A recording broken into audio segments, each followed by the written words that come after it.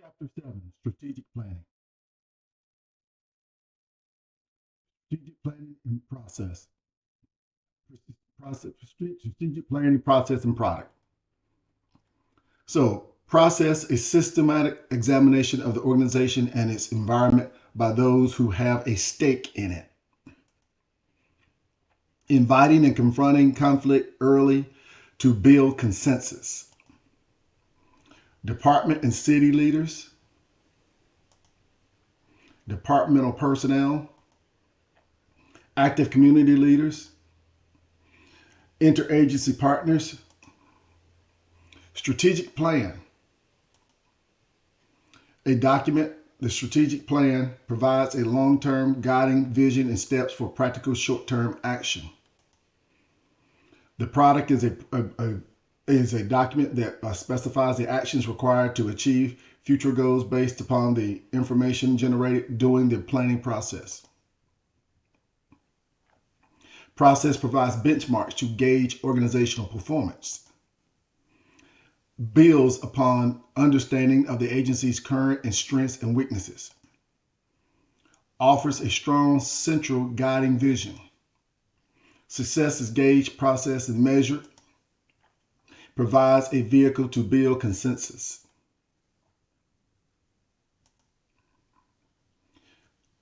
Offers specific strategies for near-term completion of tasks. Assigns specific responsibilities for tasks and results. So these are all self-explanatory. We'll read through this. What strategic planning is not. It is not a substitute for leadership. Strategic planning is not a substitute for leadership. It is not a panacea for resolving organizational community conflicts. It cannot increase scarce resources. It is not a one-time endeavor. The final plan is not an endpoint. The final plan is not unalterable or carved in stone. So it means you can make adjustments. Strategic planning methodology. Determine the problems facing the organization. So now we're looking at the times that what you're talking about, facing the problems, specific problems facing the organization. And you want to find out what they are. So you got to look at the time frame. What time frame? What time frame are we talking about? Everything you do when you measure stuff, you have to look at time frames. You have to have a start date and an end date to be able to measure, properly have accountability. Focus. You have to focus on specific areas. It's not just a scattershot approach. It's specific and it's targeted. This is, again, so that you can measure and see exactly, start from a time frame to a specific point area to see exactly what needs to be done. Geographical area. What area? Again, this is looking at, let's say if you're looking at a specific side of town. You can't look at a specific side of town to measure certain things or activities, and then the second time look at another side. You actually have to do it a couple of times to figure out what you have. Scan the environment. So you got SWOT, the strengths, weakness, opportunities, and threats. So when you're looking at that, you're looking at the past, present, and future. So you're looking at where you used to be, where you are, and where you want to go. Comparative information. This is when you look at information not only within your organization, but possibly organizations that are very similar in other places. Opportunities and strengths. What constraints? What opportunities are available to you? And if they are available to you, do they have constraints? Are there certain things that will prohibit you from doing certain stuff? The external analysis. Again, the external analysis is when you take into consideration the community. External things such as the community, businesses, government, the works. Those are external. The internal analysis is when you're taking a look at internal. Now you're looking at everything from your sworn officers to your management to your civilian employees to your interns to your everything. But they all are under one agency, internal. So here's an example. Bratton at NYPD. So Bratton at NYPD, what Bratton at NYPD, Bratton hired someone to come in, a consultant firm, an outside firm to come in to assess their department to see how did they function, to see what their strengths and weaknesses were. When they came in, they found out that there were some significant differences. Just to give you a couple of them, law enforcement, the NYPD was more concerned about what the community thought of them than policing, than reducing crime. So in other words, crime could be high, but as long as people in the community weren't complaining, they felt like management felt like that was good. Another thing was management was more concerned with their careers than actual policing or discipline officers who were rogue. So it was really there were several major disconnects. But here's some things that this outside firm found with it considered by officers as most important to the department. So when we looked at that, considered by officers as most important to the department, writing summonses, being able to write those, and this is considered by officers as most important to the department. So when I say this again, this is what they believe the department put their emphasis on, writing summonses. So a lot of times this is about making numbers. We wrote up a lot of people. And summons is what you actually do a lot of when you don't actually arrest someone. You send them a summons to go to court. Hold down overtime. They felt the department wanted to hold down overtime. Now, what if you end up working in an area where actually crime is high and you got a lot of things going on and stuff? Well, their thing is, we don't care. Just hold down the overtime. It's a financial issue. The department, stay out of trouble. So don't go out here and aggressively police because you might get in trouble. If you get in trouble, that gets us in trouble. Clear backlog of radio runs. They had a clear backlog of radio runs and stuff by virtue of the department not being aggressive. So what did that create? It created a backlog of radio runs. What they appeared important to them is report police corruption. Basically, everybody's snitching on each other. So there's no sense of trust. And granted, you're supposed to report police corruption, but the way they did it, it was different. It was kind of like, hey, if you see somebody doing it, it's almost like they encouraged it. Treat bosses with deference. Basically, treat the bosses almost like kings. That's what they wanted. Reduce crime, disorder, and fear. So they wanted you to reduce crime, disorder, and fear. But yet and still, they weren't really giving you the things to do it. But this is what they considered important. That's what they said. Their actions didn't reflect that. Now, here's what was considered by officers as most important to them, the officers themselves. One, reduce crime, disorder, and fear. Actually, don't say it. They said, let's do it. That was their things. The management was talking about words. They're talking about action. Make gun arrest. They wanted to make gun arrest. They knew that if you make when you make gun arrest, you're actually apprehending a tool that people use to commit crime. And you're also apprehending people who are shooters and violent individuals. Provide police services to those who request them. So basically, let's provide what the community needs and what they request, not what's politically correct. Arrest drug dealers. Get the drug dealers off the street. Bottom line is this. You had some people saying, well, hey, they're selling drugs, but hey, there's no problems. Nobody's complaining. That was management. Their thing is no. Where you have drug dealers, they attract crime. Correct quality of life conditions. You know, when you look at the situations and how they worked, where they worked, and the things that they did, there were things that could have been made better for them. And better cars, all different types of things, better equipment, better uniforms.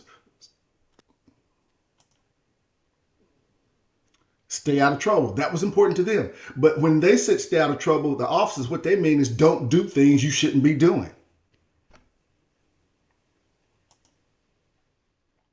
So you see that they had some things in common, but a lot they didn't. So develop a mission and a vision statement.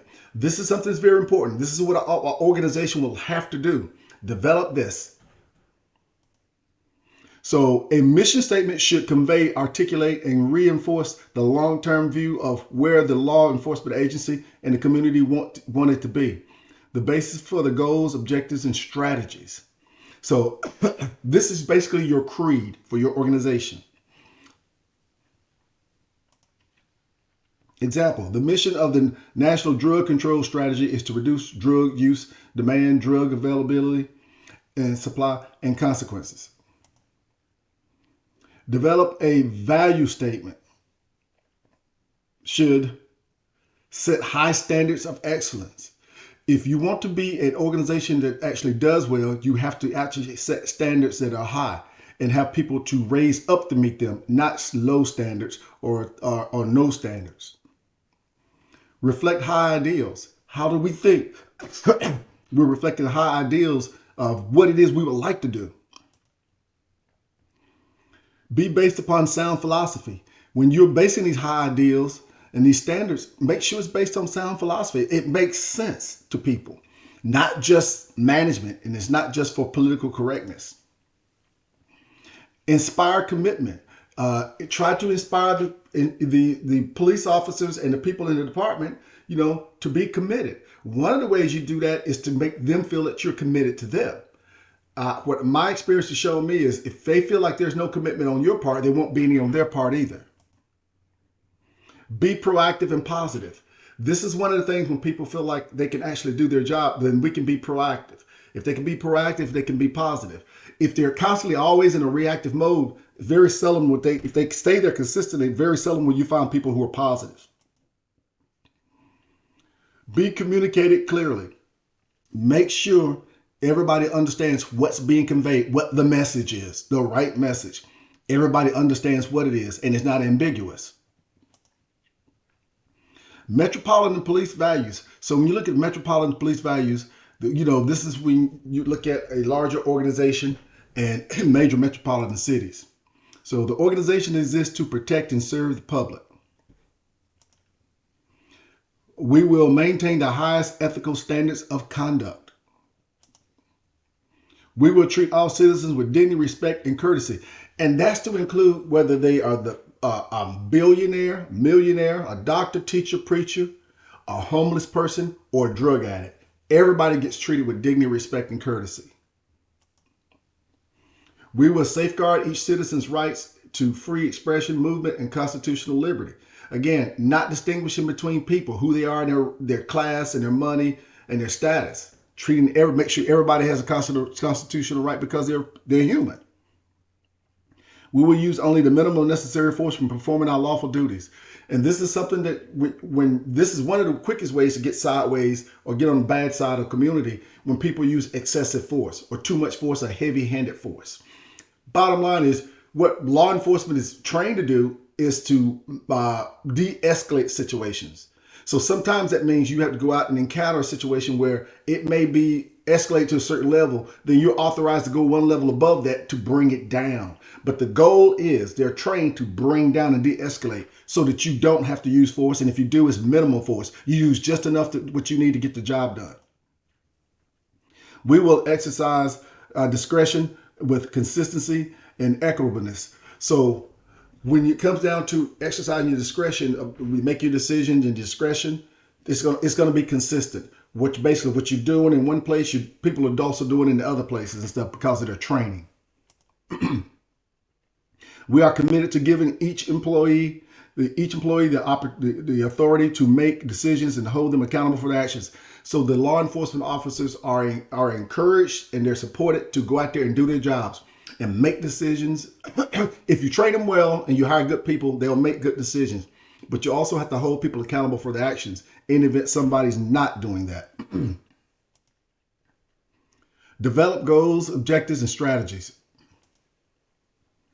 Goals are generalized statements of where an organization wants to be at some point in time. So this is what you're aspiring to be and where you're trying to go.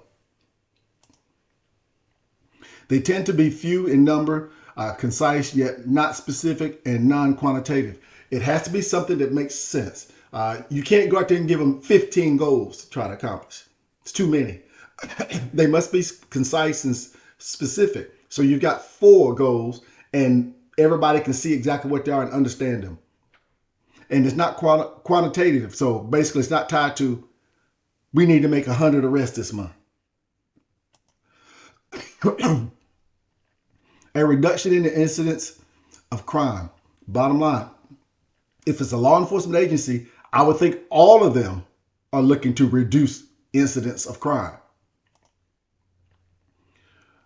Repression of criminal activity. You want to basically get the criminal activity, you want to bring it down, and you want to keep it down, and you want to repress that. So that means a lot of things doing stuff proactive to put things in there to discourage it as well. Regulation of non-criminal conduct. So you have some things that's not non-criminal, but they would be considered like misdemeanors. So you want to regulate that stuff too. Because what you find is if people engage in petty little things that's not criminal type activity, eventually they will escalate into criminal activity if it goes unchecked. Provision of services. So you make sure that the services that are needed for you to properly serve and protect the community, you have them. And they're out there and available and people know what they are. Community policing goals. A reduction in the fear of crime. You got to get people, and this is mental, you got to get people to understand mentally a reduction in the fear of crime. They're not afraid to walk through their communities. That's how they think and feel. A reduction in social and physical disorder. So when it comes down to social and physical disorder, you have to get up on top of that. You can't have people who are doing protests in the community and they're violating the city ordinance and they act somewhere every day. They're protesting and they have a right to protest, but there's also laws and regulations for that. What time of day? Did you get a permit to do it? Are you doing it on public property or private property?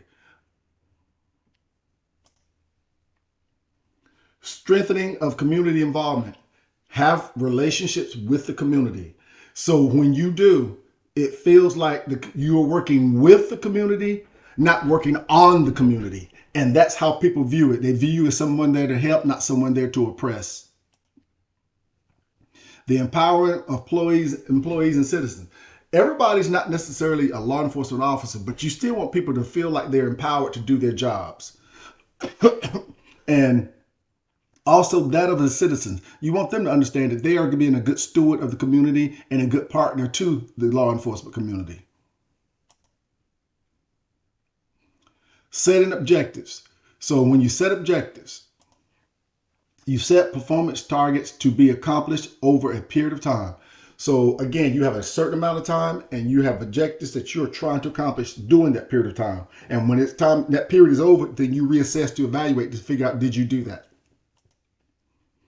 Benchmark specific measurable targets for each goal.